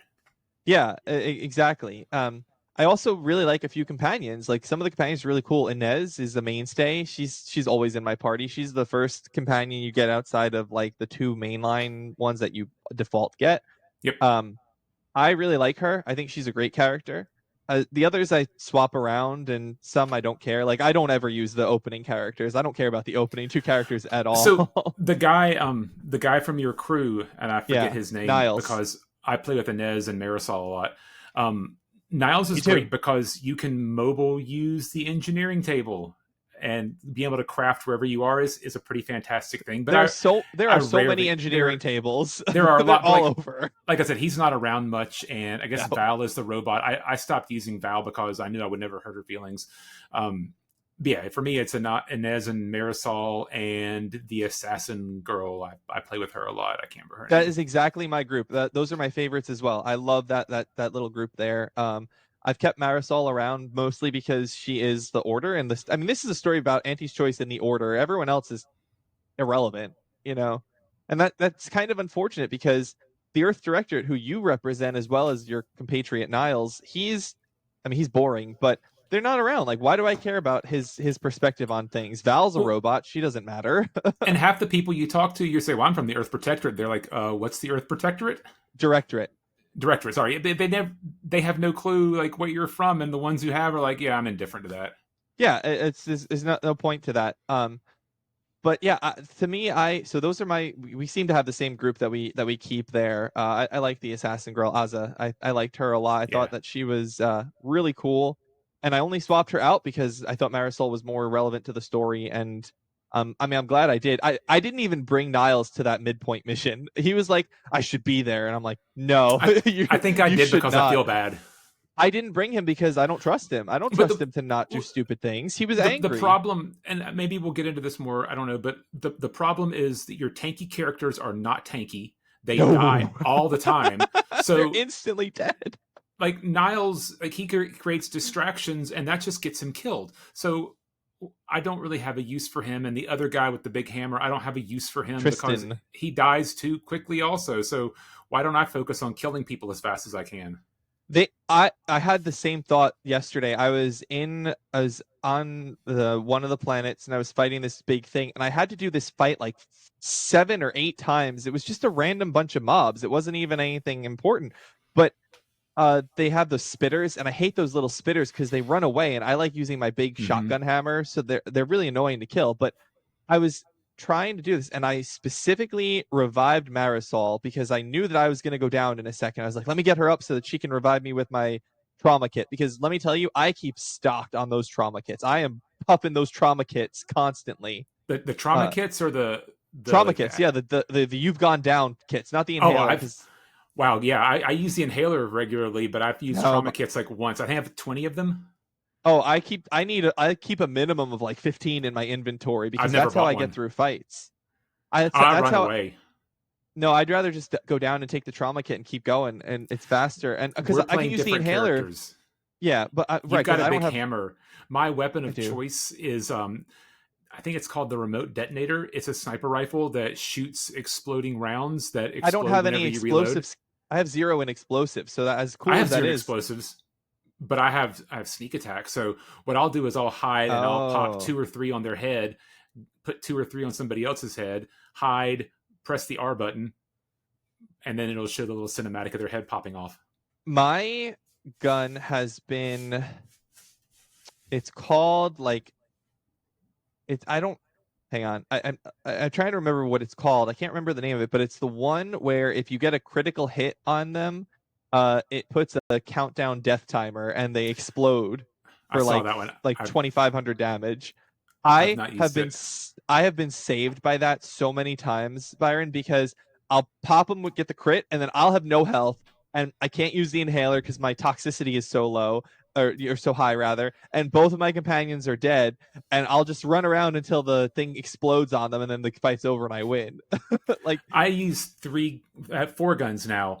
The first one switches if I'm going to be fighting robots or humans, and that is either there's one of the electric firing guns that auto hacks robots, and I yeah, I use know the one. that. Yeah. And the other one is it's a unique plasma gun of plasma assault rifle. I don't remember the name of it. I don't know what the picture looks hmm like. And if I'm fighting humans, I use that. And the third one, so those are the first two. The second one I'll get to in a second. The third one is always remote detonator, and that's what I use to start combat out with. But then the middle one is like rookie's choice or something like that, and it's a spacer's choice gun that levels up as you use it. So it starts off. It's I don't want to spoil where you get it, but it levels up as you use it. It starts at level 1 and it's crappy. So I went back to the first planet and fought a bunch of crabs with it until I leveled it up. And I think I'm on like level 18 or 19 with it now. And it does like 84 damage a pop and has a 28 round magazine. So it's gotten to be a really good gun. So after you told me about that, I went and got that gun. So I've also been using that, and I think it's like level 8 or something for me now. But I realized you don't have to kill anything with it to get the experience. You just have to pull the trigger and hit the enemies with it. So even if they don't die, you still get experience on the gun. It Uh, seems like most things die when I get the little celebratory oh no, sounds. I got it when I was fighting a giant monster creature thing that didn't die and it leveled Huh. up on me. Yeah. The gun that I use is called Death Sentence, and Yeah, the I know. countdown thing is called Doom Counter, is what it's called. I looked it up. Um, yeah, so I use my shotgun hammer, and I use Death Sentence, and I use the leveling up gun that you mentioned as well. Now, those are my primary three weapons. Um, my my stats are mostly in speech. I hit level 15 in speech. I had like 7 points sitting around in my skills because I'm saving them because I don't know when I need them. So I've been just storing points and perks up. And I just was like, all right, I know I'm going to max speech out. So let me throw 5 points in here from 10 to 15. So I'm at level 23 right now, and I will be able to level speech up to the max, pretty quickly when I want to. I still have a couple spare points sitting around, one or two spare points sitting around, but it, yeah, I we are playing different characters, and I think that's really cool. It all comes down to the skills again, though. Like that's really what it is. I was doing Inez's companion quest, which again, 33 hours into that game, and I have 0 upgrades for her. Like that's Wow. ridiculous. That I've had her in my party, and her companion quest comes in the first half of the first thing at the back half of the game. Is ridiculous that I'm playing that long without it. It's just bad choices. But there's a point where I need 7 medical, or a little monster bear cub thing is gonna die, and I've got 3 spare skill points unspent, 4 in medical, but I know I only have got 21 skill points left, 10 of which had to go to my speech. Am I going to waste 3 points out of my 11 spare points to save a bear cub? No. And it sucks that there was no alternative. And That's what makes me angry. yeah, and I had a quest that I couldn't start or accomplish because I didn't have enough engineering, and that was frustrating to me. That the guy says, "Oh, I really need to get this working. Is there any way you can help me?" And I looked, and it was like 7 engineering, and I'm like, "No, I have 0 engineering." And even if I had like 2 or 3, I wouldn't want to waste the extras to get it there. Like, also, I'm at level 30. What do I care? Yeah. Yeah. It's frustrating. It is. It's so frustrating. And I, I realized on a similar topic, that there are too many perk points, or not perk points. There are too many perks for how limited the skill points are, because the perks themselves are bound by your skills. So you Yep. have to unlock, There's a list that I can't use. it's amazing. It's ridiculous. Like, I understand it's good for replayability, but my goodness, I'm it not going to takes away replay it. so much fun. It's I really like this game, but it's so restrictive on a single playthrough that I don't want to play it again because I'm gonna feel restricted again. That's why I'm enjoying Where Winds Meet. I go, I do the thing, I'm done.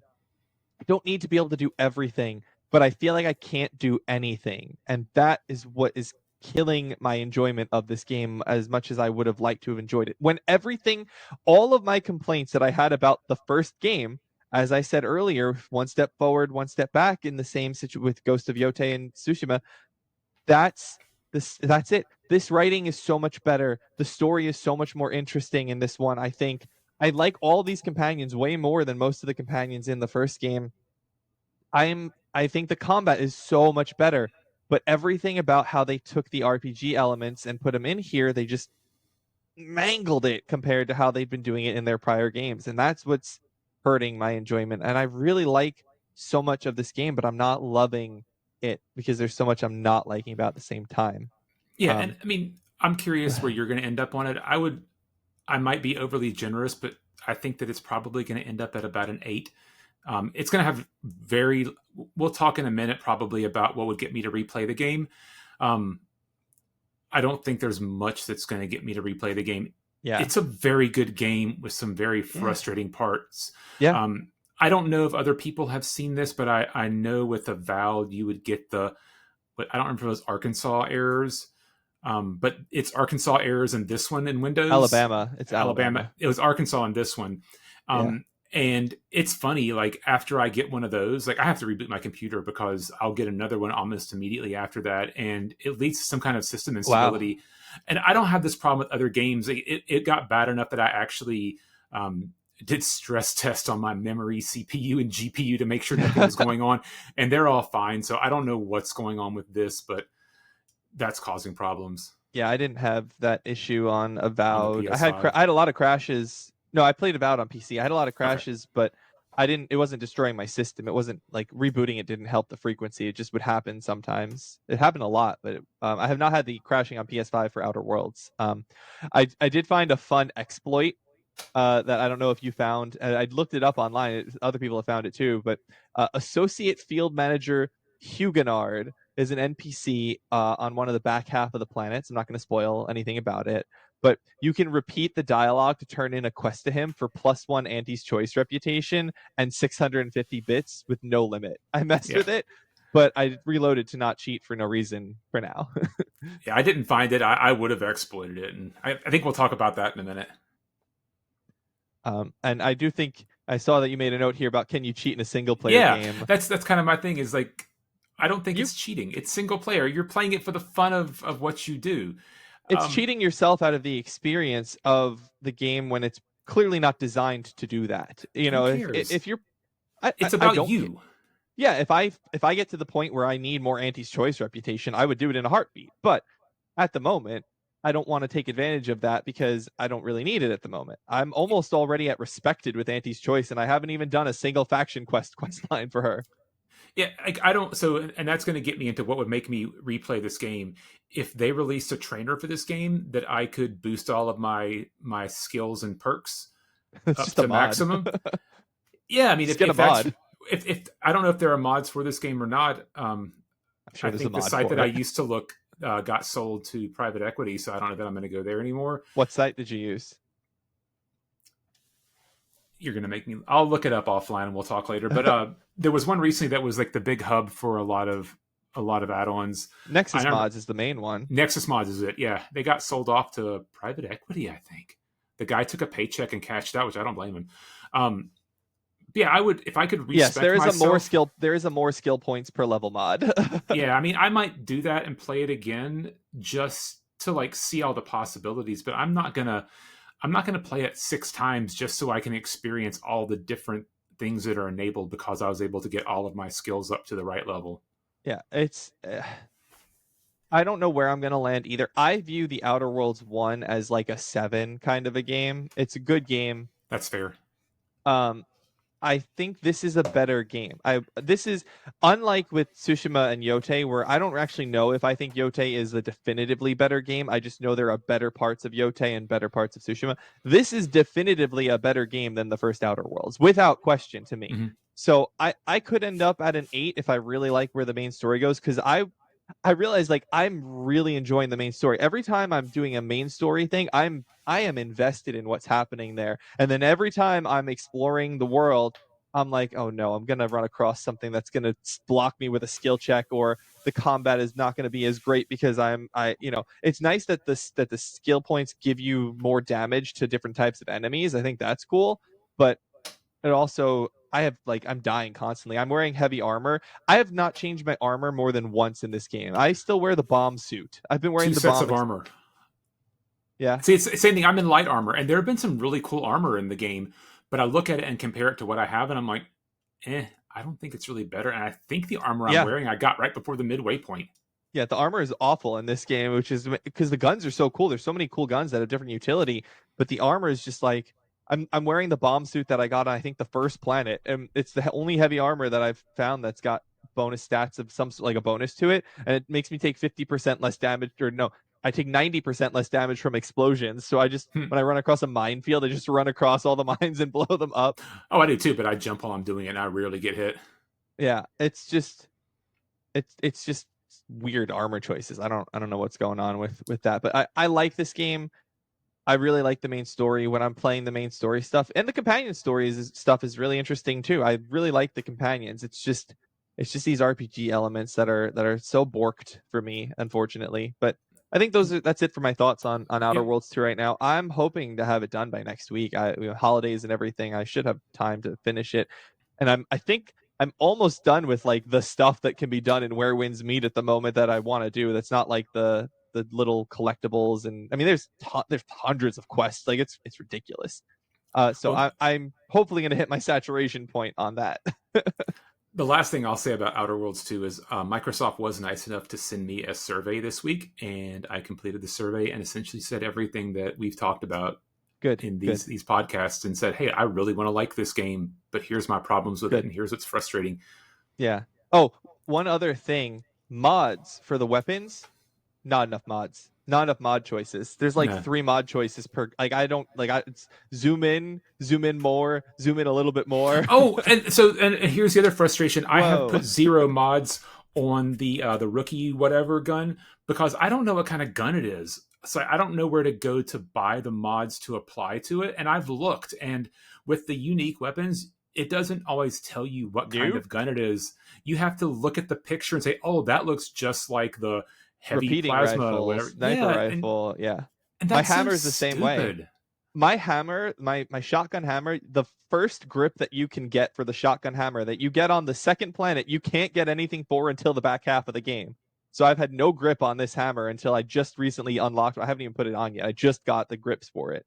Yeah, the mods are terribly done for these weapons here. It's like awesome weapons, terrible mods. Like it's And there's too much variance in the kinds of weapons. There's triple barrel shotgun and trench shotgun, and I got a repeating shotgun. I'm going to make stuff up now because those are the ones I remember. Like, why are there so many sub kinds of weapons? Like, give me an I don't mind that. I think SMG. that's fine. I It like the just different. feels I like like too the variety many. of weapons. I like the variety of weapons that all feel and play differently. Like I think that's one of the strengths of this game is that you have that. I just think the modding setup for it is bad. I don't think they No, do the no, handle the mods well. I'm good with types of weapons. I mean types of subtypes of weapons. Like there are 5 different SMG types, and so each one Yeah, has its own mod. Like I want to just give me like a mod for SMGs and let me go from that there. I agree. I like the differences in the subtypes of weapons. I just think they should have simplified the mod system for it. That Yeah, part, yeah. But it's needlessly but the weapons complex are and vague. yeah, and the weapons are so much fun to like experiment with. I really haven't checked out too many science weapons or anything. Like I don't have the shrink ray or anything like that yet. I've got a few cool things. I unlocked in Inez's quest a critter tranquilizer that like lets me shoot critters like hatchlings and make them pets on the ship if I want to. Like that's kind of cool. I didn't find that. I'll have to go back and look for it. Maybe. Yeah, it's behind a lockpick thing. It's like like a level 2 lockpick or something, level 4 lockpick, something small. I think I'm like 15 or Or you 16 get a in that. So quest, or you get a quest, or a quest item for, I forget, but I think you could lockpick it or a quest item. Yeah, it's in a locker. They talk about one of the datapad logs talks about it, and I was like, oh, okay, so I guess that's somewhere to be found. And then sure enough, it was there. It was a little bit later. But yeah, I liked it. I like it a fair amount. I don't like it as much as I wish I liked it. And honestly, I still think I like Avowed more. Even though Avowed isn't as RPG-y, it's the RPG-ness of this game that is driving me crazy. I think I would rather have fewer RPG elements if they're going to be done poorly than I would rather, because Avowed has good RPG-ness. It's got stats and things, and it just doesn't have the choice and consequence that Outer Worlds does. But I think the choice and consequence in Outer Worlds is poorly implemented with the skill points. I think the skill points are really the biggest detriment here overall. So that's it for Outer Worlds for us right now. We'll probably close out conversation on it next week, and hopefully have something different to talk about. a new game, yeah. Let's get to the wild card for this week. In today's wild card, I'd like to discuss what I don't get. What genre, game, or style of game do you just not understand why people are so into it?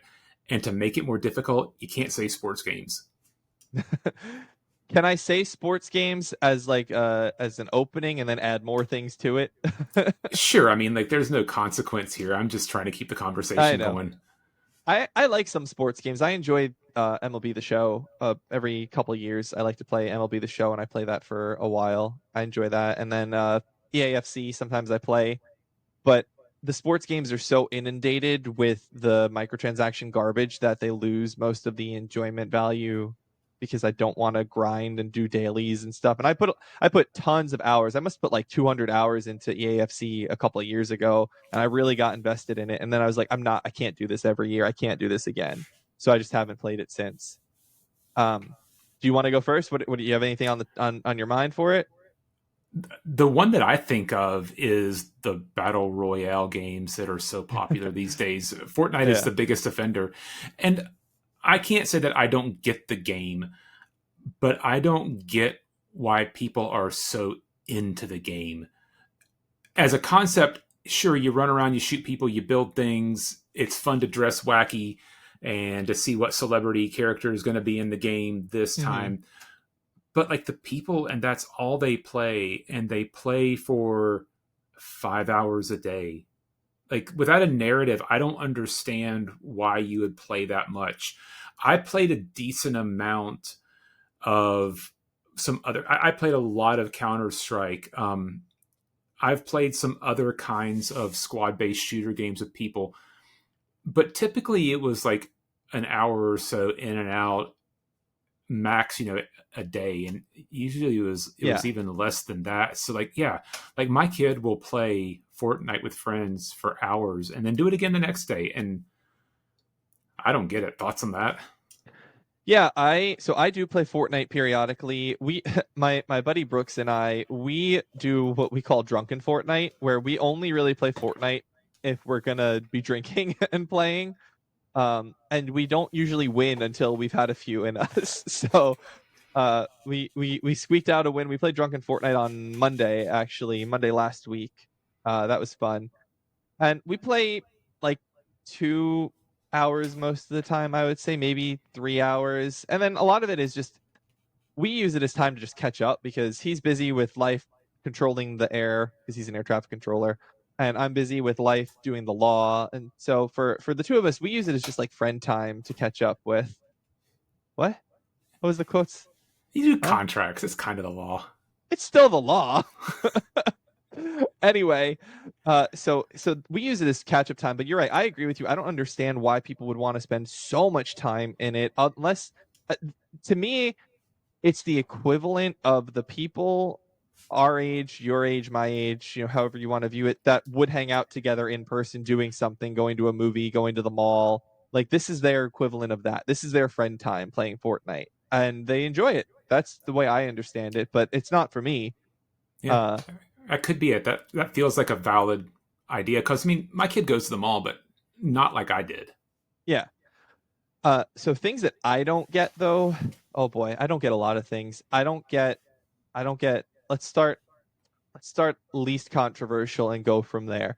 I don't get Souls likes. I don't understand why anybody would want to grind their head against a wall for hours and hours on a hard boss. I've never even really played one because I'm like, it doesn't seem like it's fun. I own Elden Ring. Elden Ring is sitting in, actually, it's upstairs. I brought it with me in case I decide to give it a shot. I bought a used copy of it because I refuse to give them another sale.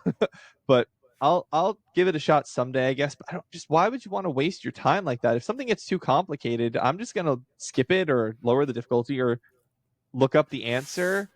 Well, and You know, that goes back to the previous thing. When you're playing single player, I have no problem what difficulty you want to play on. yeah, That's your own game. If you want yeah, to for sure. experience the game and you need to put it onto story mode to do that, cool. Enjoy the game. That's the Yeah, point of it.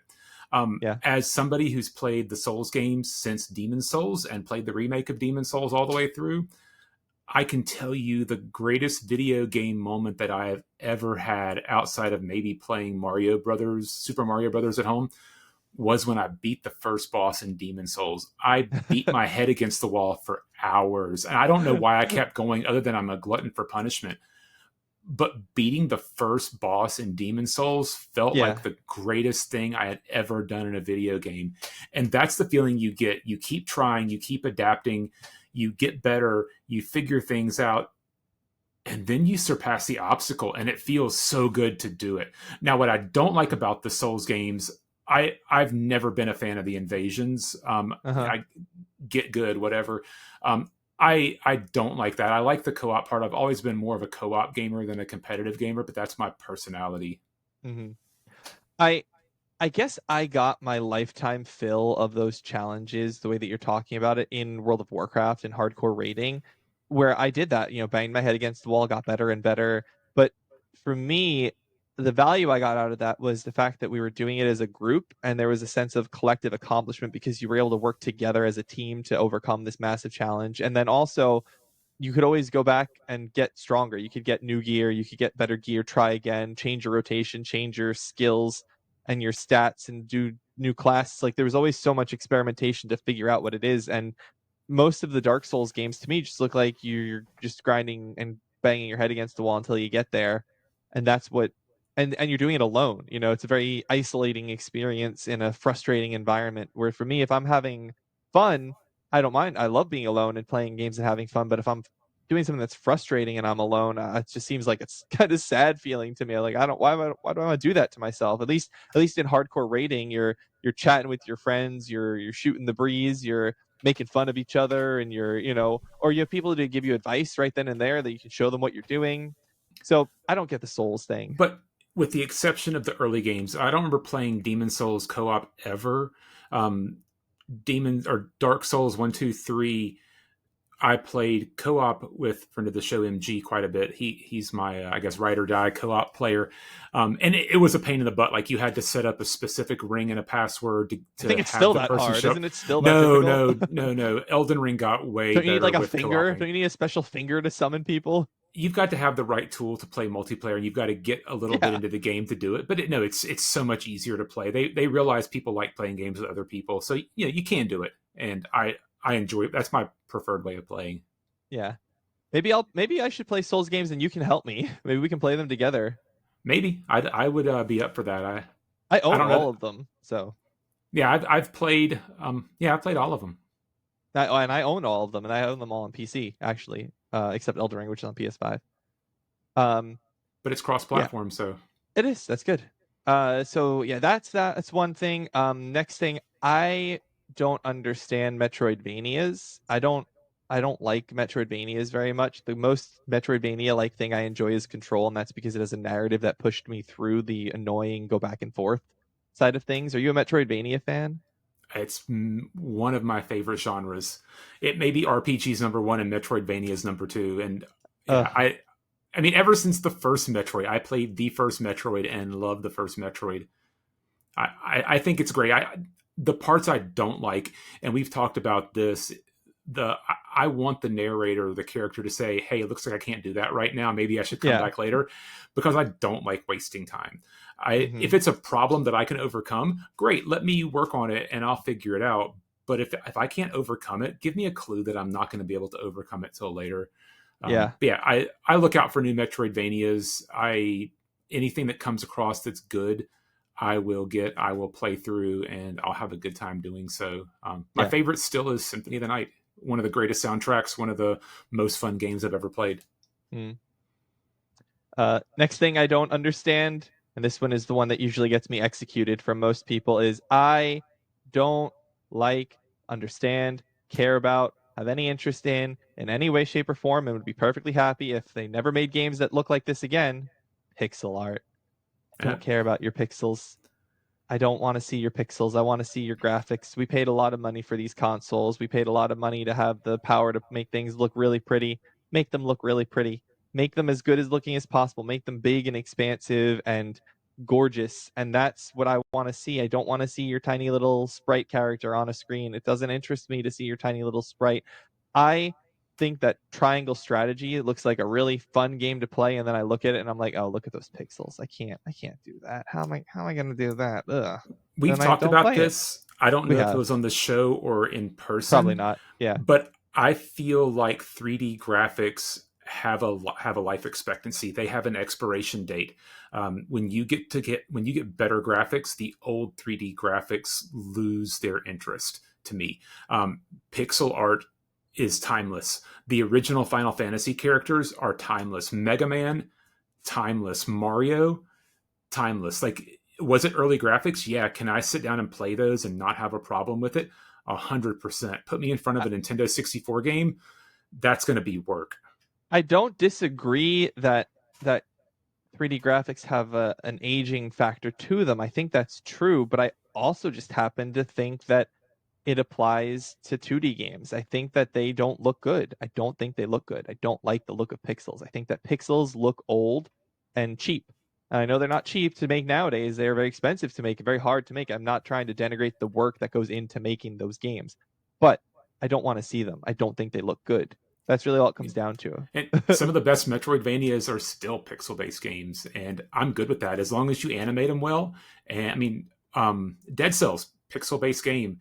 Does it look the same as a modern day 3D game? No, it does not. Does it play better than a lot of them? Yeah, it really does.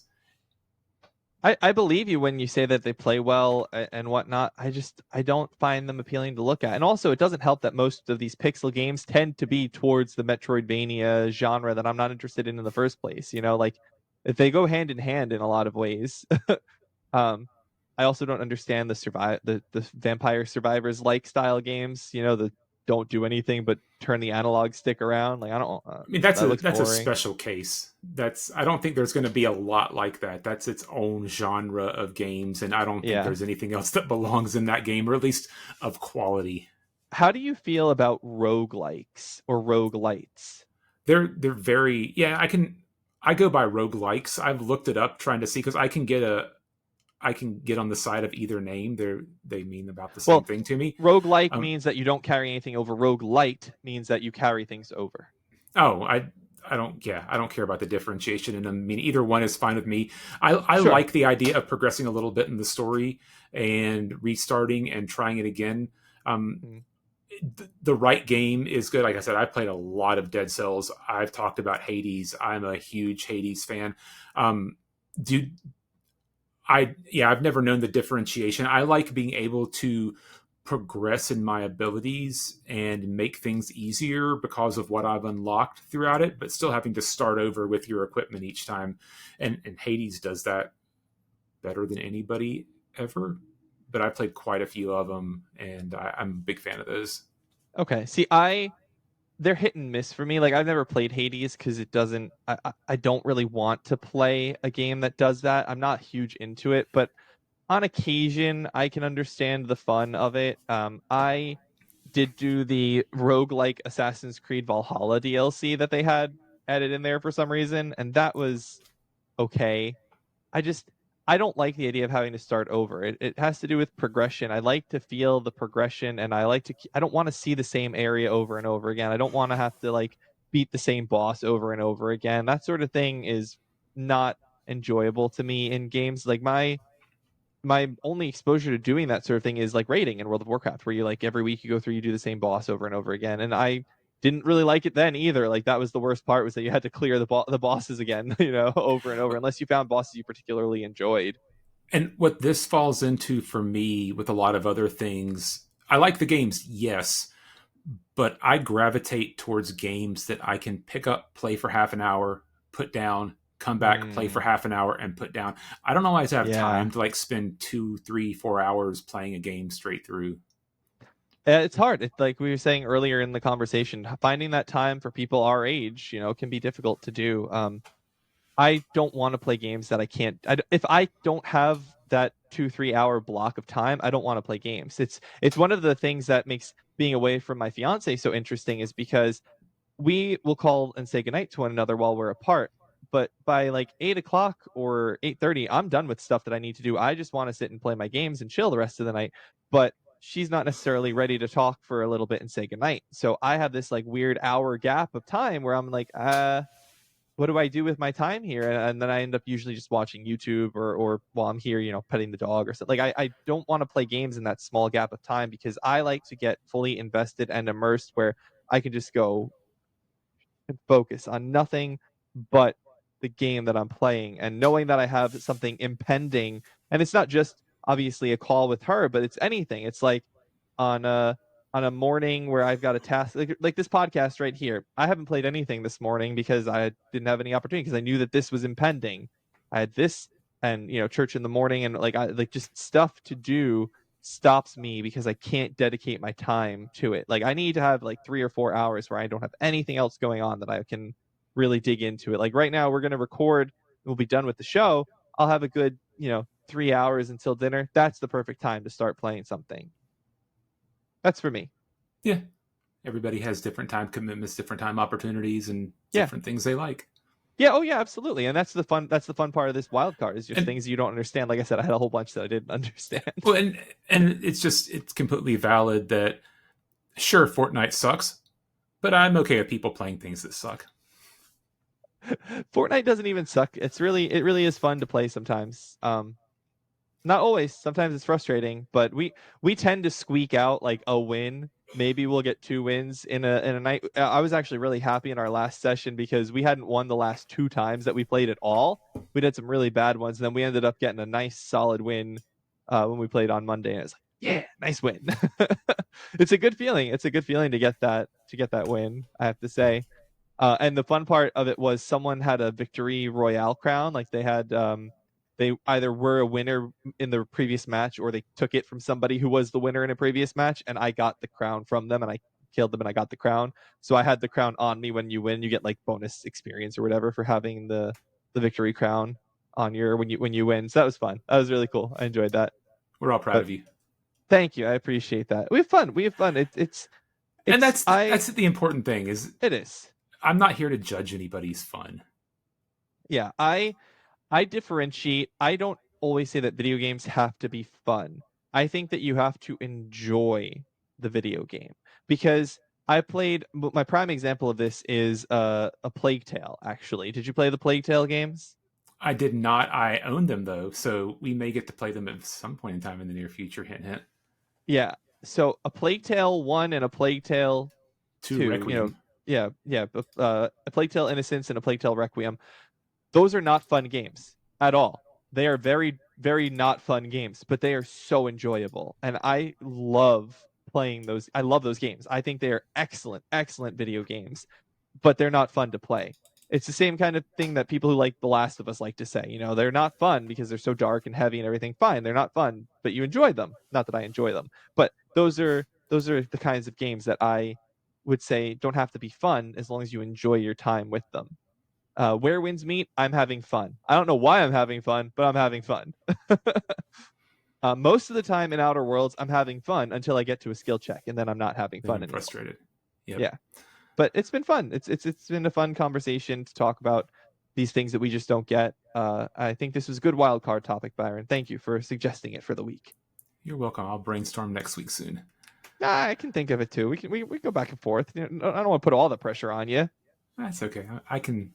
We'll figure it out. For All sure. right. Well, anything else before we move on to our upcoming games? No, nothing else here.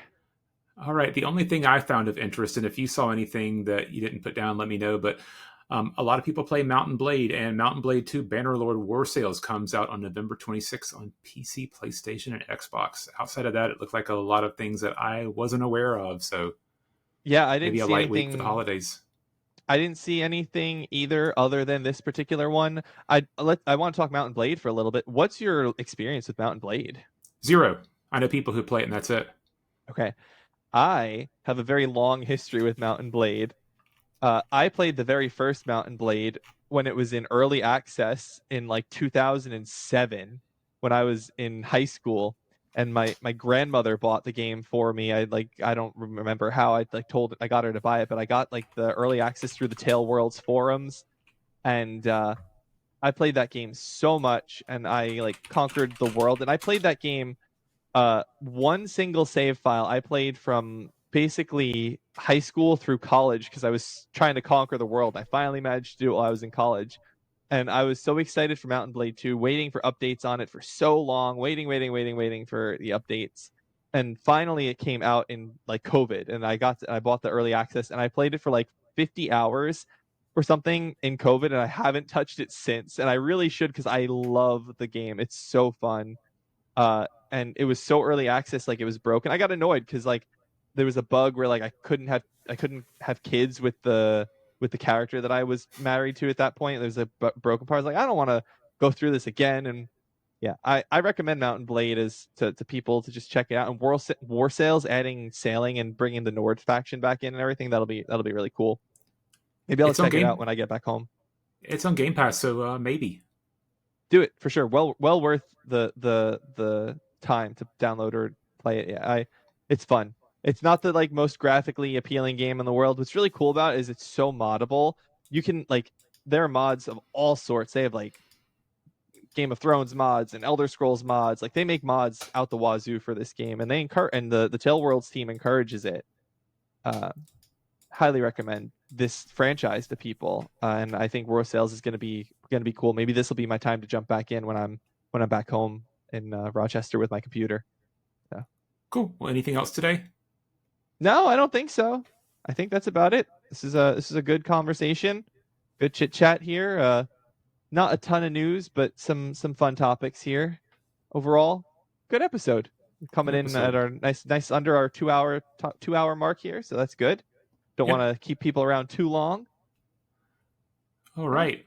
that's it. Well, I'm good. thank you, Joe. It's good having you from your parents' basement, and thank you to everybody who is listening or viewing on Spotify, Apple Podcasts, wherever you get your podcasts, or YouTube. And remember, whether it's No, your no, no, gen, no, no, no, no. Self oh, promotion, oh, Byron. You got to self oh promote. yeah, give them your handles. Radio Free Yes. Europe with threes on Blue Sky is me. Yeah. I don't self Come on, promote. man. I know. You can find me on Twitter/X at Joseph_Law_Russa. You can find my writing at seasongaming.com as Don Lionheart. Like I've said before, I put enough time into Where Winds Meet. I think I will write something for that game. I don't know what it'll be just yet, but I've definitely put enough time into it where I want to make some use of that time and have something new to put up there. And I think that's it for socials for me right now. Like, subscribe to the podcast on YouTube. You give it thumbs up on Spotify, leave reviews, comments, Five everything stars. like that. 5 stars, whatever you do, exactly. Now, Byron, we can do the Set the bell. outro, Now sir. it's time for the outro. All right, whether it's your gen, my gen, or someone else's, friends can be cross generation. Good day, everybody. Take care, all.